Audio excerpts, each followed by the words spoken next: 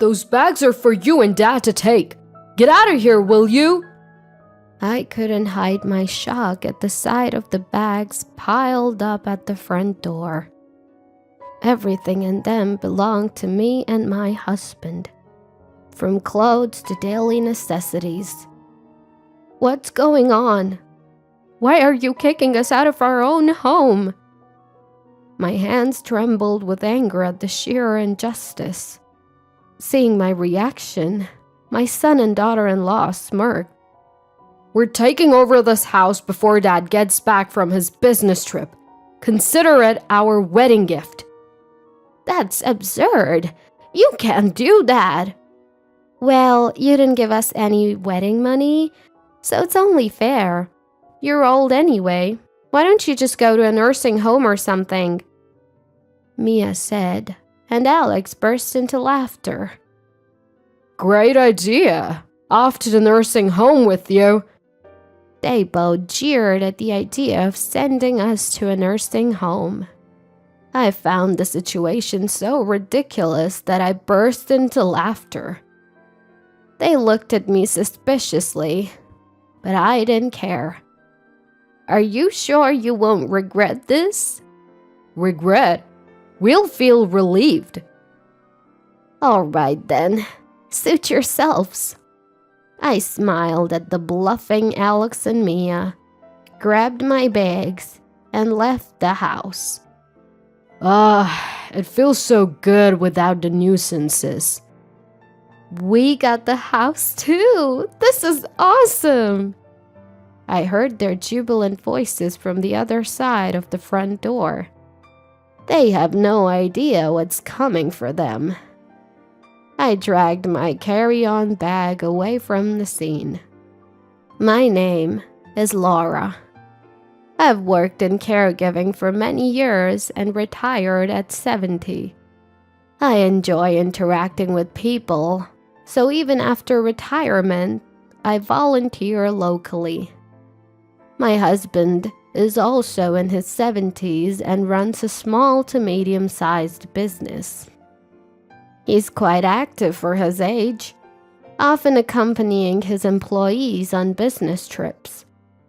It seems that the company will be handed over when the successor grows up, so I would like to support my husband's work until then. We have a son named Alex.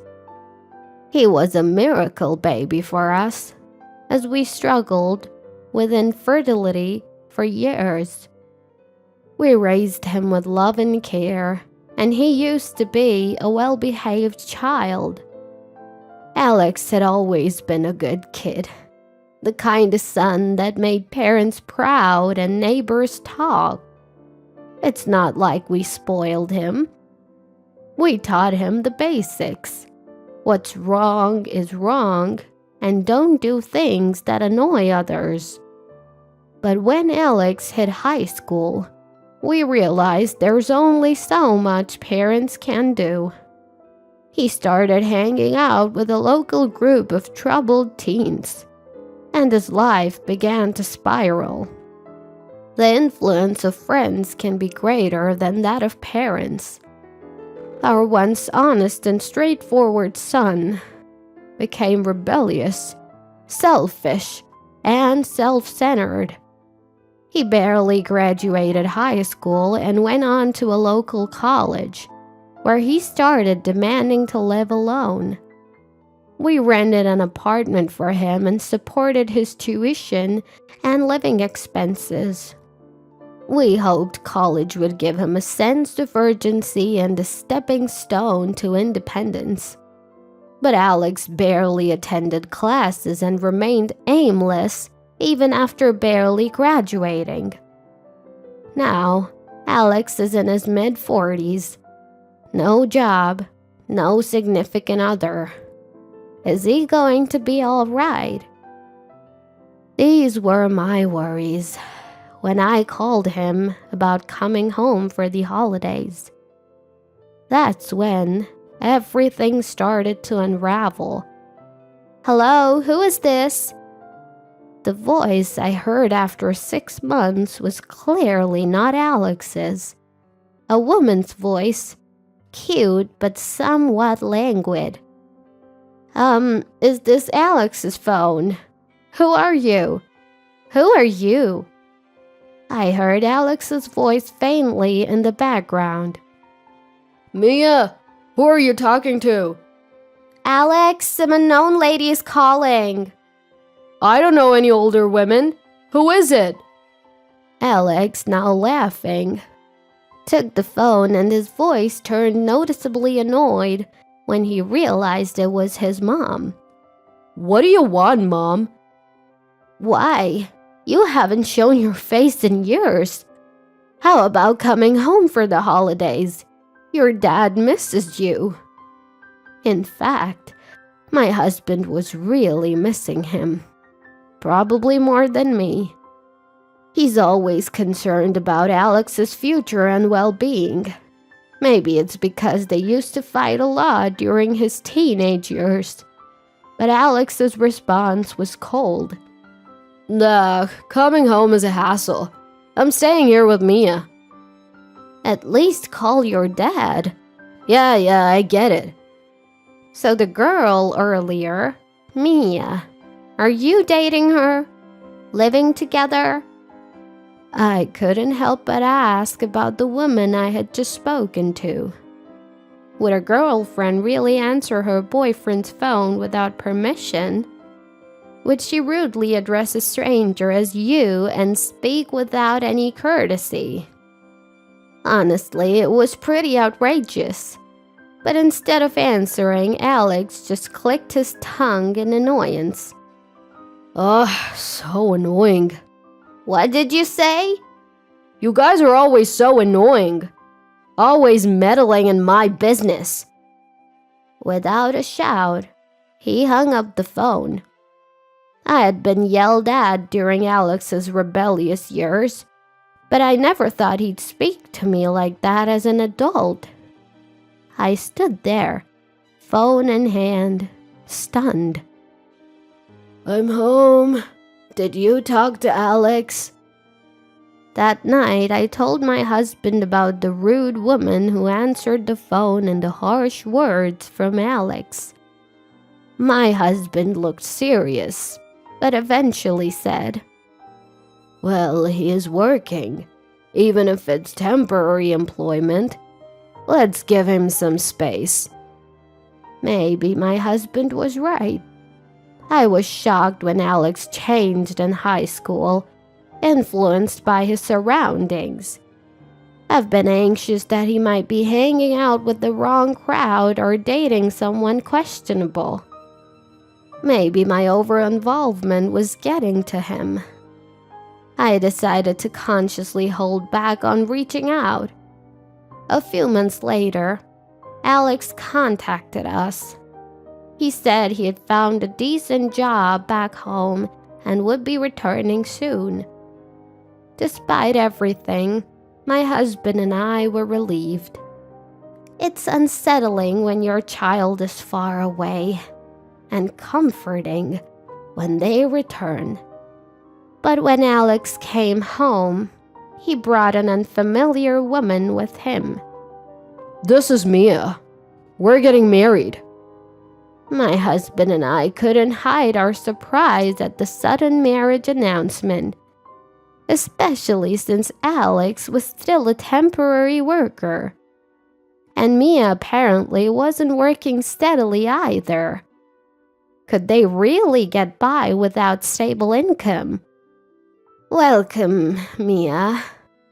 Wow, Alex's family home is so old-fashioned. Is the floor going to collapse? How long have you two been dating? I don't remember. Are you the type to worry about the details, old man? Mia's answers to our questions were dismissive. Alex didn't correct her. He just laughed along. My husband and I exchanged a glance and shrugged in disappointment. This is bad. My husband's words sounded like he was pitying them. Despite our objections, Alex and Mia went ahead and registered their marriage. When we said we wanted to meet Mia's parents, she told us it wasn't necessary, denying us even a meeting of both families.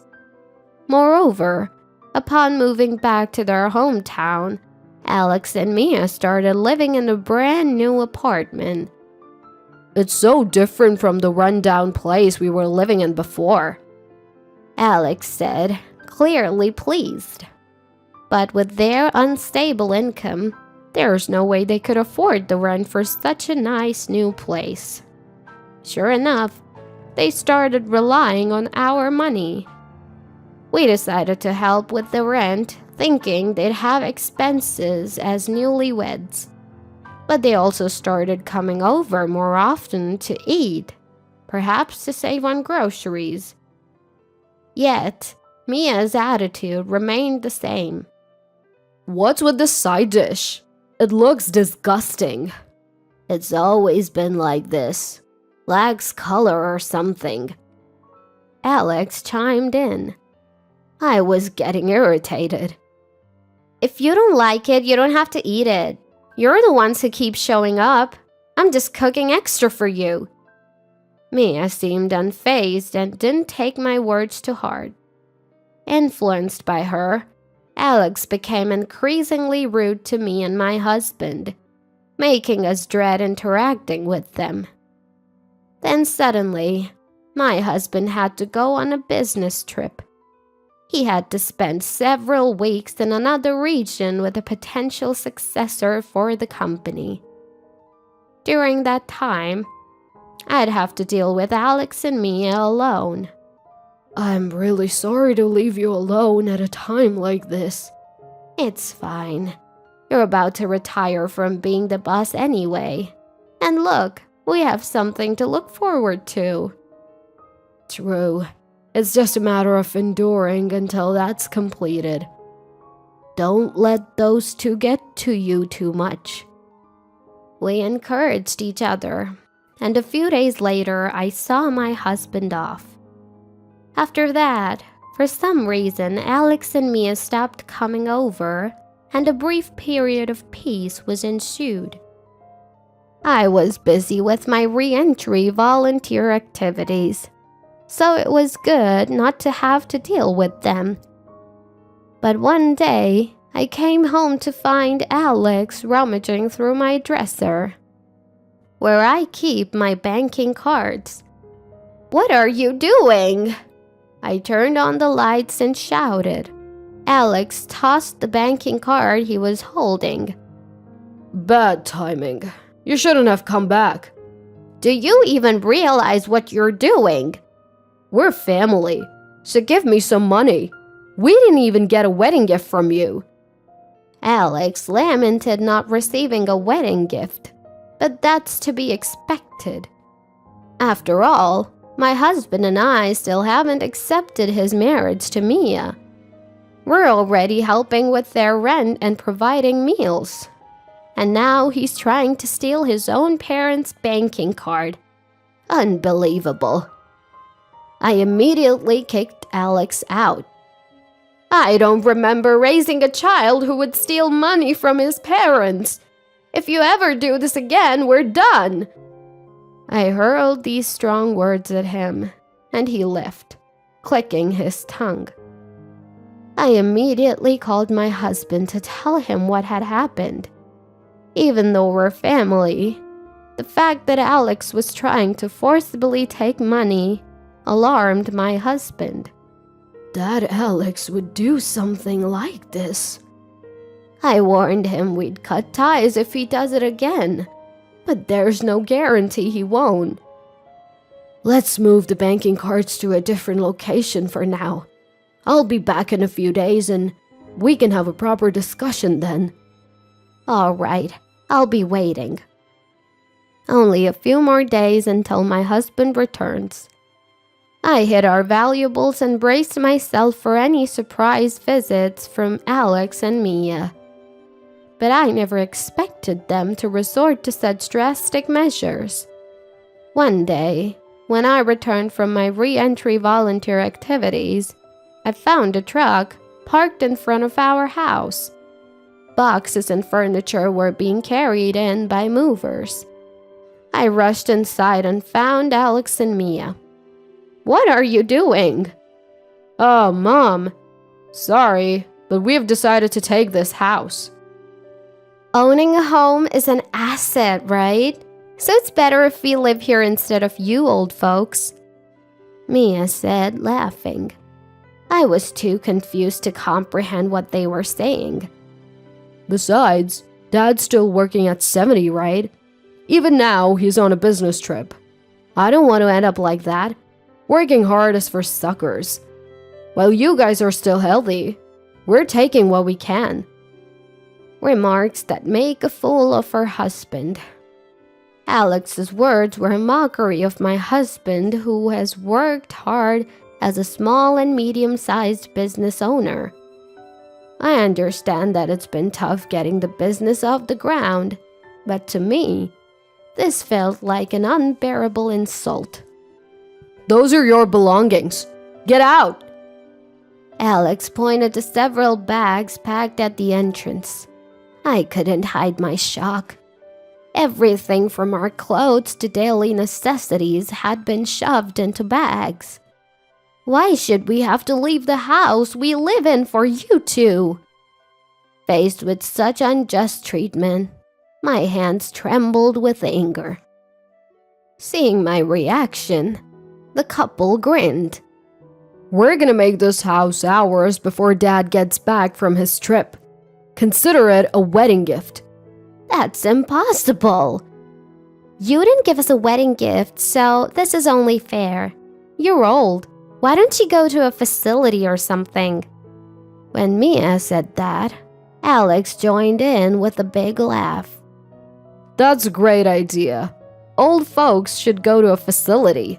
A facility!" As they chanted, urging me to go to a facility, something in me snapped, and I burst into laughter. The two of them looked at me suspiciously, but I didn't care. "Are you sure about this? You won't regret kicking me out?" "Huh? We'll feel refreshed." "All right then, suit yourselves." I smiled at the defiant Alex and Mia, grabbed my bags and left the house. It feels so good without the nuisance." "We got the house too! This is awesome!" I could hear their jubilant voices from the other side of the front door. They have no idea what's coming their way. Dragging my carry-on bag, I left the scene.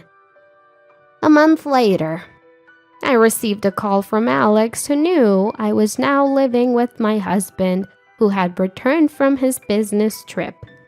"Hello? Alex, what's going on?" "Mom, it's terrible. The house." "What happened to the house?" Alex's voice was clearly panicked. Even without asking, I could tell something urgent was happening. Actually, I already knew why Alex was in trouble.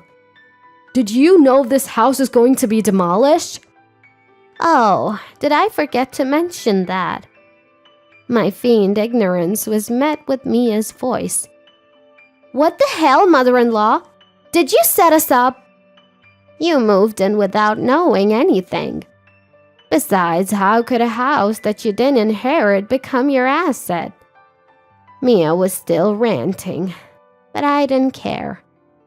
The house they took from us was scheduled for demolition. Once my husband returned from his trip, we planned to tell Alex and move into our newly built one-story home. We had moved our banking cards to the new house the day Alex went snooping, so they were safe. I was planning to explain everything step by step, but Alex and Mia took that opportunity away from us. "Listen, the contractors are already here, telling us to vacate. Where are you guys? Can you take us in for a bit?" Well, You have that rental apartment, don't you? You were living there originally, so you can just go back. We thought we'd get the family home, so we already terminated the lease. I was utterly amazed at my own son's lack of crisis management skills. It seems Alex and Mia had prematurely terminated their apartment lease, thinking they could live in the family home and use the money I was paying for rent however they wanted. Only then did they find out the house was going to be demolished. But that's not our problem anymore. You guys better leave soon. If anyone other than the owner, my husband, is found living in a house scheduled for demolition, you could be charged with trespassing. Come on, we're family. Help us out. You're the ones who told your parents to go to a facility, right? I did as you wished, so figure out the rest yourselves. With that, I hung up the phone without waiting for a reply. After that, the demolition began, and the house my husband and I had lived in for years disappeared without a trace. I thought the situation might turn into a police matter if Alex and Mia didn't leave by the deadline, but it seems my worries were unfounded. Life was peaceful for a while, but the calls from Alex and Mia didn't stop. We even changed our phone numbers, but they managed to track us down through local volunteer connections. Their demands were, as always, about money. Alex and Mia, without stable jobs and now without a home, were living in company housing while working at a factory. Despite having a roof over their heads, they still wanted to live luxuriously on someone else's dime. If you don't give us money, we'll show up at your house. My husband and I became a bit concerned upon hearing this desperate threat. Only a handful of people know the location of our new home. My husband had just retired as the CEO and passed the reins to his successor. But he had told some people at the company about our new residence. I don't think our employees would leak information to someone like him. Maybe we should talk to them, just in case. While we were discussing this, Alex and Mia showed up at my husband's company. The current CEO informed us about their visit. Did they cause any trouble at the workplace? We were quite concerned, but the current CEO assured us that that wasn't the case. The employees had heard my husband complain about Alex and Mia before, and they were appalled by their actions towards us. So when Alex and Mia showed up at the company, they were firmly turned away. They persistently demanded to know our whereabouts, but the CEO assured us he didn't reveal anything. He even told them off, asking how much more unfilial they could be, and chuckled as he told us. Alex and Mia left the company in frustration and haven't returned.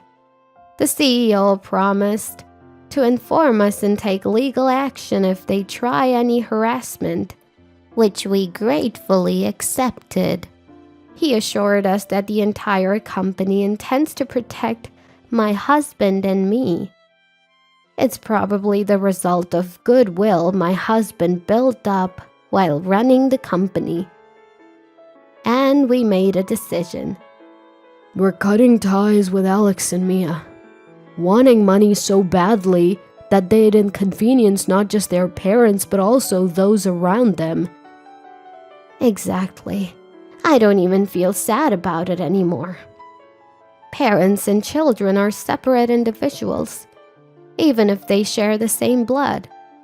There's a limit to how many times you can forgive terrible behavior. What follows is something we heard through my husband's contacts. Alex and Mia apparently working non-stop at the factory. They've angered the factory manager by slacking off and doing a sloppy job with assembling parts.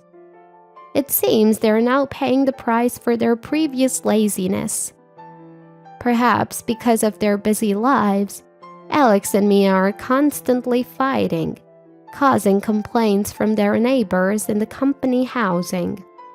Saving money is difficult for them, as their hobbies include playing the lottery and smoking, both money-draining activities. The stress of not being able to save money despite working hard and having no one to rely on must be tough. But I can't bring myself to feel sorry for them. They've never worked a proper job, which is why they could shamelessly ask for money. I hope their factory jobs will lead them to change their ways, even a little. I still get occasional calls and emails from Alex.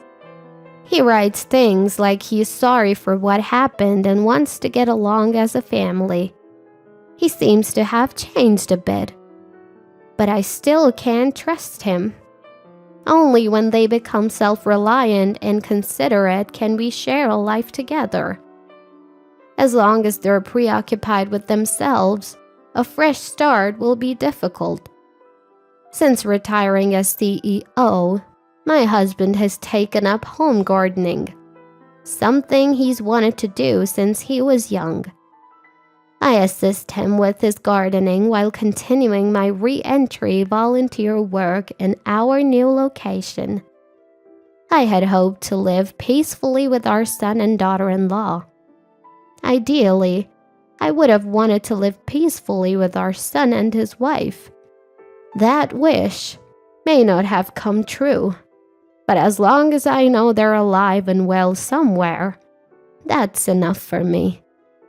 The time I spend with my husband is more precious and warm than anything else. I intend to protect this invaluable happiness and lifestyle with all my might.